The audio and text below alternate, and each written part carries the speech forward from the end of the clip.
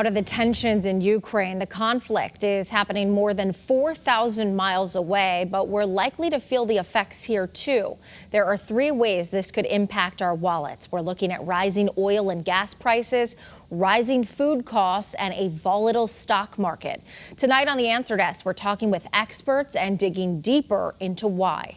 Channel 3 Eyewitness News reporter Mike Savino is live from the Ukrainian national home in Hartford with those details. Mike.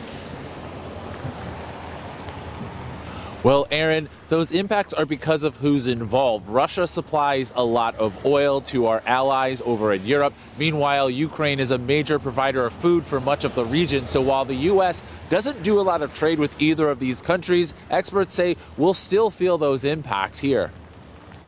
This volatility is here to stay for a while. Russia's invasion into Ukraine comes at a time when much of the world's economy is already dealing with supply chain issues. Here in the U.S., families are dealing with a 40-year high in inflation.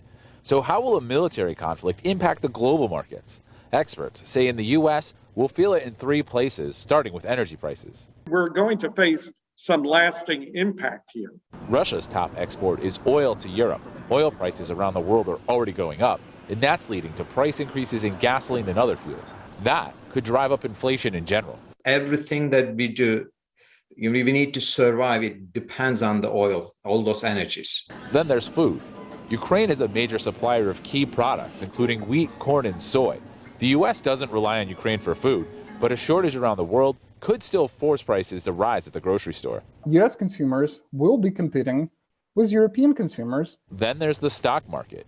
Investors have been looking to sell, weary of the unstable situation. They find it especially hard to trust what Russian President Vladimir Putin will do. The more uncertainty there is, the more volatility we see. But some sectors of the economy could benefit in the long term. The COVID-19 pandemic highlighted areas of concern in the supply chain, and this conflict is only escalating it. Some companies might like the safety and reliability of buying parts in the U.S., and that could be good for Connecticut manufacturers. Maybe less reliance on goods and services from outside the United States. Ukrainian Americans here in Connecticut continue to be vocal, asking President Biden and NATO to try to take swift action against Russia to keep them from going further into the Ukraine. That includes a prayer vigil tonight here at the Ukrainian National Home at 6:45. Live from Hartford, Mike Savino, Channel 3 Eyewitness News.